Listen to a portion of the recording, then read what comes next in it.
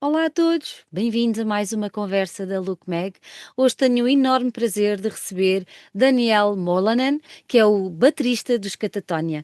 É um gosto tê-lo por cá, porque a banda sueca vai lançar agora, já no próximo mês, o seu novo disco, que está, digo-vos já, maravilhoso. Daniel, first of all, thank you so much for accepting our invitation and welcome to our talks. Thank you, and thank you for having me. You joined the band in 2015.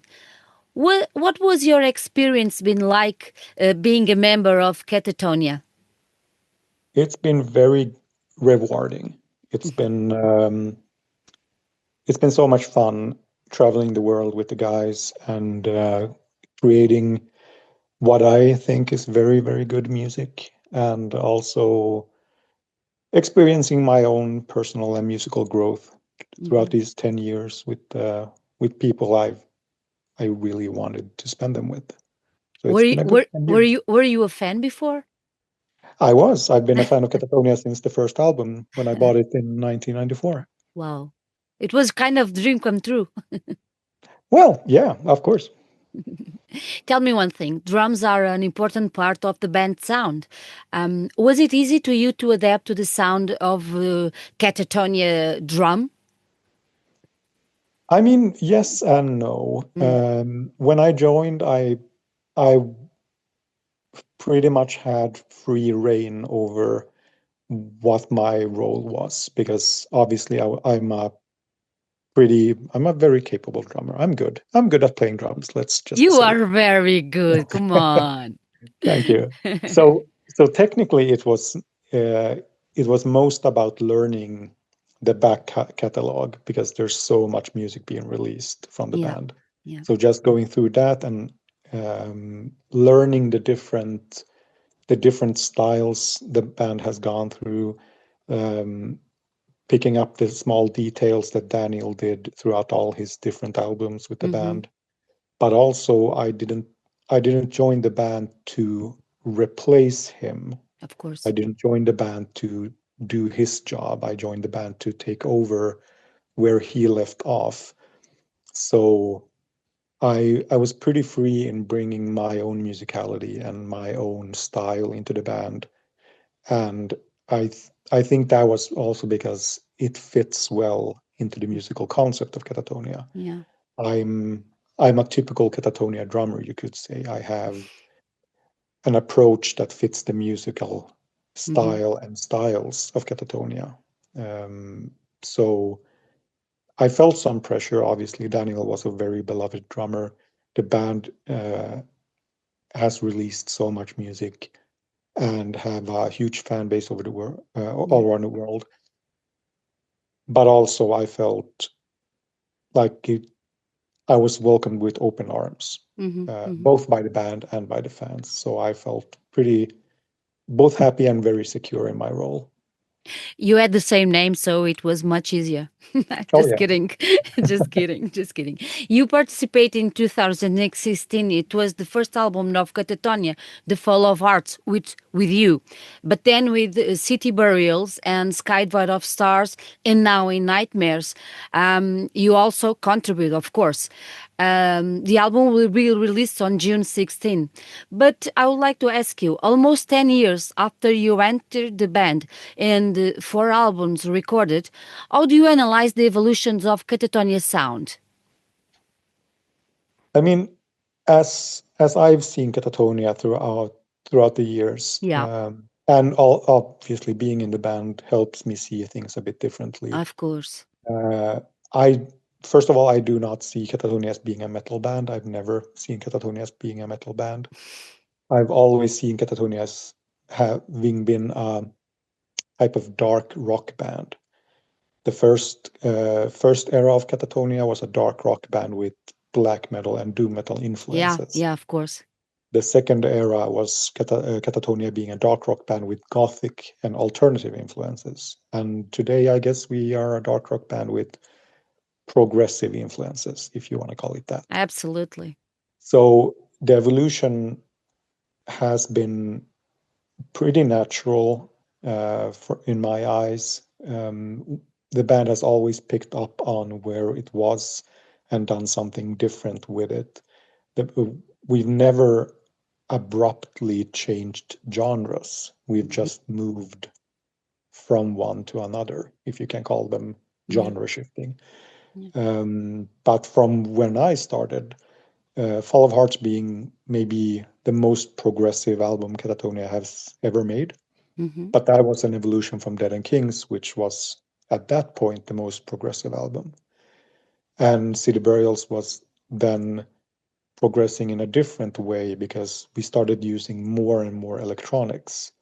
Mm-hmm. So if Fall of Hearts was the most acoustic, City Burials was the most electronic. But it was also the most clinical album.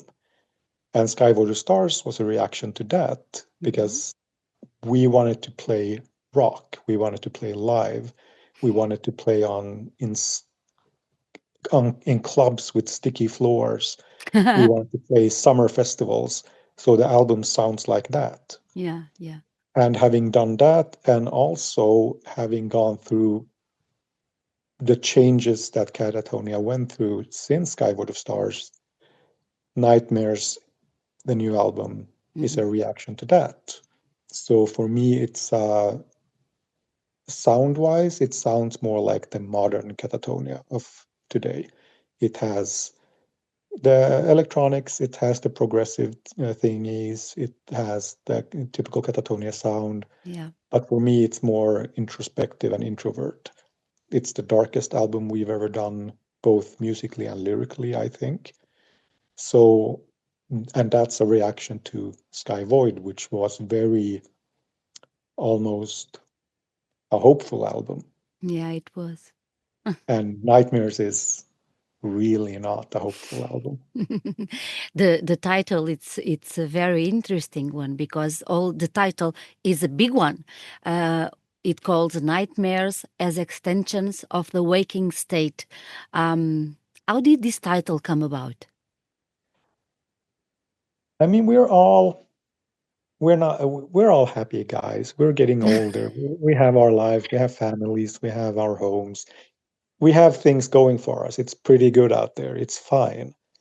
But also we're still struggling with stuff that we can't necessarily deal with Yeah. in our waking state, in our daily lives, just walking around, just living. Hmm. And those are actual nightmares from the dream world, but also subconsciously efforts from our psyches to try to envelop us in some sort of darkness, I guess. Some people call it depression, some people call it anxiety, some people call it something else. We're not unique. Everyone on Earth Yeah. goes through these things, and a way to bring them into a pretty squarish musical concept that is a rock album, Hmm. it is to incorporate those feelings and those thoughts and those nightmares Yeah. into I guess you can call it a concept album, Hmm. even though it is. Yeah. Yeah. I do But understand. the concept that is in the title, in the artwork, is also in the lyrics and the music. So for us, for me, it is a concept album. Yeah, absolutely. And how did the composition of the album go?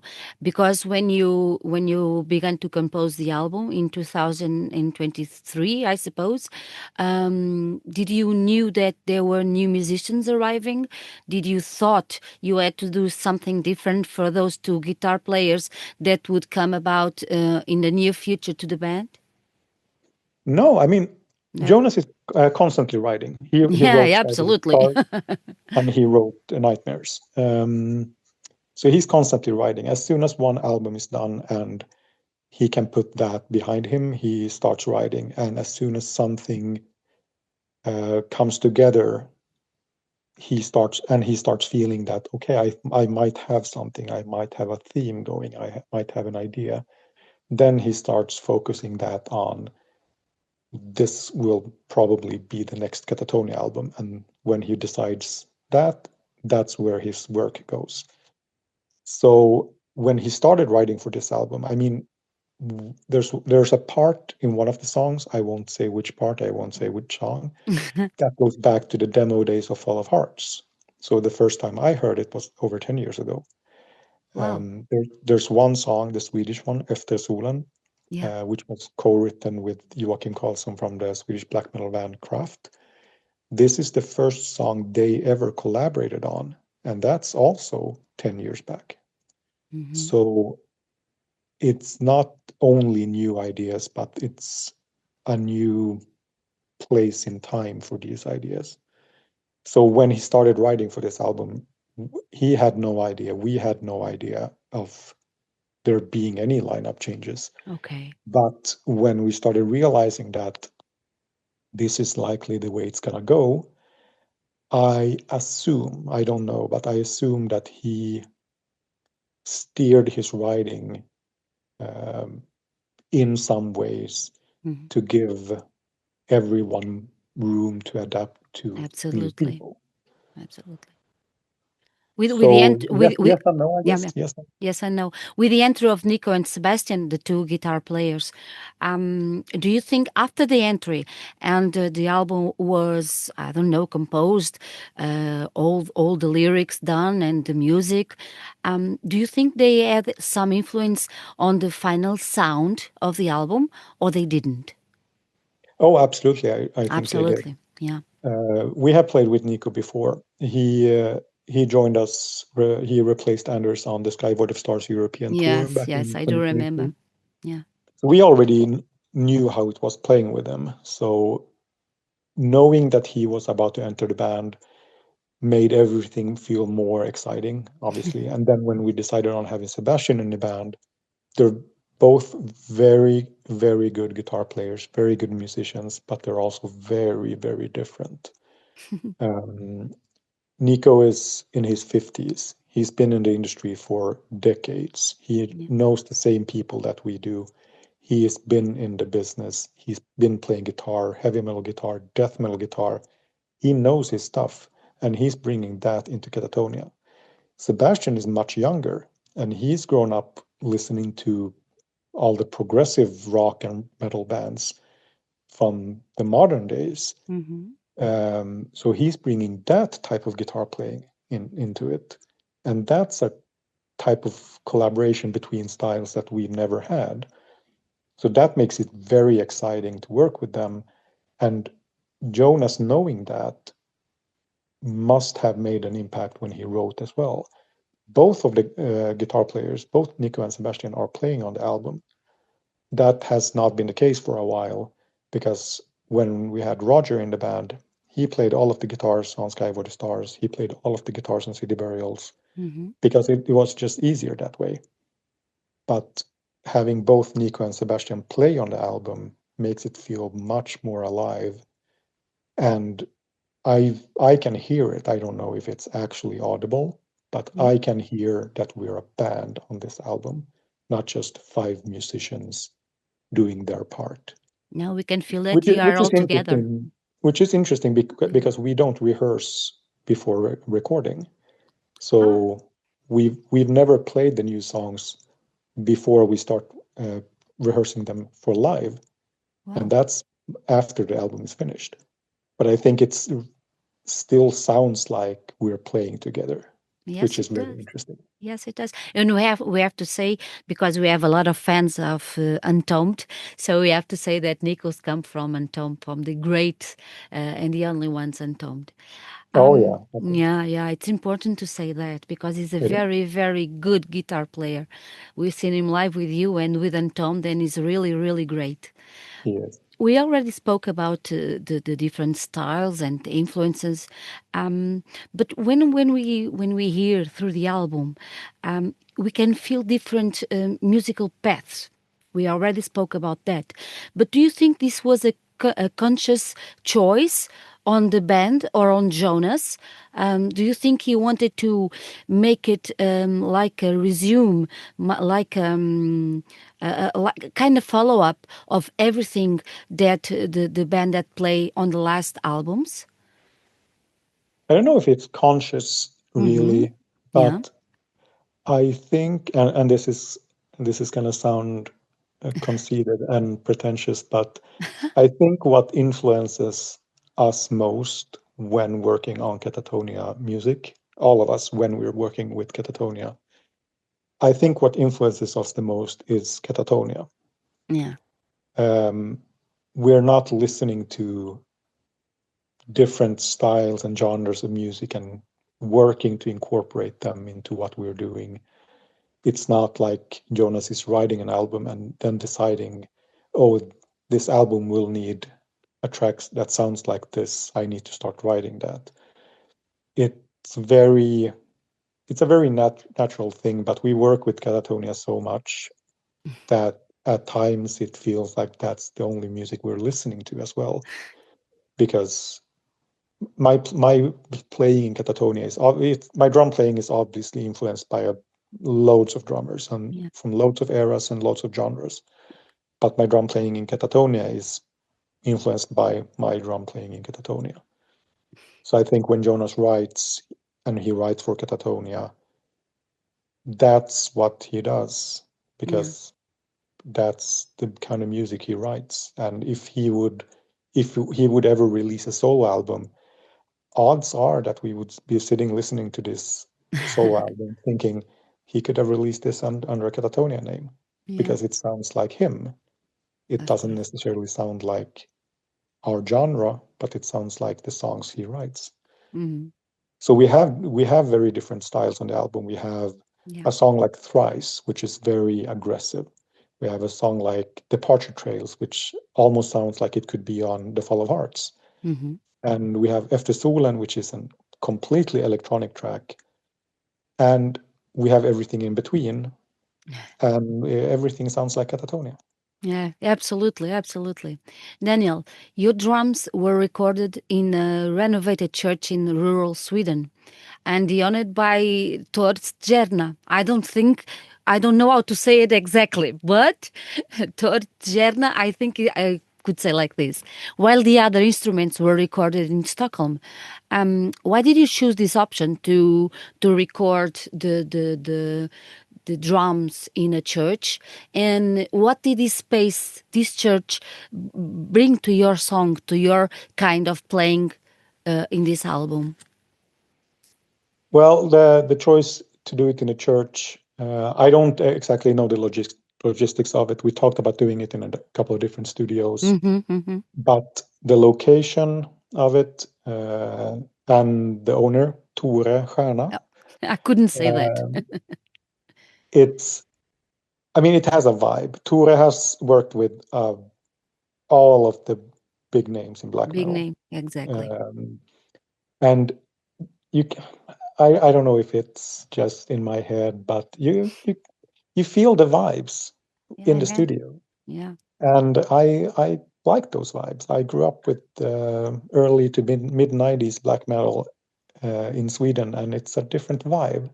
Mm-hmm. And coming into that studio, setting up my drums, and it's a studio. I'm there to record some drums. It's all not, there's nothing special with that, but Mm-hmm. just there is There something is. special with that.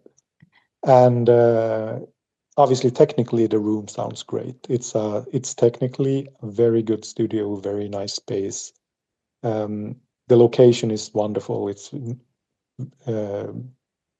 the middle of nature. It's a small town, so it was a great experience, obviously. But yeah, I would love to record there again because it has vibes, Yeah, I imagine. and our own studio doesn't. Of course, it's in It's the city. yeah, exactly. It's different. It has to be. Yeah. The first single of the album has a beautiful name, Lilac. I love this word. And why did you choose this song to introduce the album to all our fans? We had extensive discussions about this I because could imagine because all songs are great. all songs are great, but also there's not one single. There's not one hit on the album, not immediate hit. Yeah, yeah. There's every song is its own entity, Hmm. but every song is pretty complex. So if if we would have released Temporal first and then Lilac, Hmm. I assume people would have reacted the same way. Um, when you only hear one song, you don't hear where it is in its the entire concept of an album. Yeah. It sounds maybe off. It's not a hit song. It's just weird and angular and progressive, and it has a guitar solo from nowhere, and it's a weird track. But all of the tracks are weird. But put in a cohesive thing like an album, I think it's not so weird anymore. Yeah. So we had extensive discussions about which song would be best to represent an album, and I still don't know if we made the right choice, because when I listen to my favorite songs from the album, songs that I think would have been perfect singles, they're the same way. They're also weird. So I don't know if we made the right choice. I also don't believe in singles. I don't believe in the music industry. I don't care that much, really. Mm-hmm. So, but I understand their position in the business. I know that they're needed. Yeah, they need it. So Yeah. Lilac is a good choice. It's a good representation of what we're doing on the album. But it's a fucking weird track, man. It's weird. But it has a beautiful name. Lilac is It beautiful. does have a beautiful name. You already told us that I don't know again how to say it, Efton Solon, I think we can say like this, who Jonas sings in Swedish. It was strange for you to hear him sing in Swedish and not in English? I mean, I hear him talking Of Swedish all the course. time, so it's not so weird. But no, this is not the first Swedish song that we've done with Katatonia. Okay. We had a bonus track from The Fall of Hearts that was also sung in Swedish. So when he told us that he had this idea, of a Swedish song co-written with Joakim from Kraft, we were all very excited, because how could that be anything other than a success? And I think it's one of the strongest songs on the album, and I'm very happy that we were, I guess, brave enough to put that on the album, because it's in Swedish. It's also completely electronic. So it's also very, is that representative of the album? I don't know. Probably not. But if we would have that as a first single, I would have been very happy. Yeah, I imagine so. I imagine so. Oh yeah. There's another cool song, because I think it's a very special one in the event of. I think this one is a very special power. Can you tell us a little more about this theme, and how did it serve as a basis to the creation of the album's artwork? And it's a beautiful artwork, by the way. It's marvelous. Artwork is very, very nice. Ah, Yes. it's wonderful. In the event of is just like the cover artwork, based on actual nightmares that Jonas have had. So the cover artwork is a visual representation of something he dreamt, and the lyrics to "In the Event of" is a lyrical interpretation of stuff he saw in his dreams. Hmm. And yes, it is, I think, the darkest song and the Yeah. heaviest song on the album, both musically and lyrically. And it's I would like to close every single live set in the future with that With song. this. I don't know if that's going to be possible, but it has a special place in my heart. Yeah, yeah, yes, it does. Do you think this album is most personal album from Jonah? I think so, yes. Yeah, yeah, yeah, yeah. Daniel, tell me one thing. With more than a dozen albums released and a career over 30 years, what is the secret behind Katatonia's source of inspiration? Just the Swedish nature, Swedish weather, Swedish moods, lots of shitty coffee, and just letting being able to let your inspiration take you wherever it needs to. go and take you with it. Because as soon as you start enmeshing yourself in one style of music or one style of writing or the genre you're in or whatever, as soon as you start identifying with that, I that's when I tend to start losing interest. Mm. It's very easy to identify yourself both personally, musically, um, where where you are at the moment, and where you are at the moment might be due to a bunch of different factors Mhm. that you didn't have any say in. But if you let your inspiration guide you, that's how you end up sounding like Katatonia has sounded over the last 30 years, which is very different Yeah. and still thematically the same, because it is thematically the same. Kind of two personalities in the same personality. Oh, yeah. I saw the lineup for your tour during this year, and I was crying because Portugal is not there. Oh, So I would like to ask you, when will you return to Portugal, Daniel? I wish I could say that I knew, but I don't actually. We have done mostly Portuguese festivals in the Yeah, past. yeah, I don't know why the tour is not coming to Portugal. I assume logistics. yeah, of course. Everything is logistics and money. I have Yeah, no idea. But we love playing in Portugal, and I hope we'll be back soon. I hope too. I will be in the first line to say hello. Good.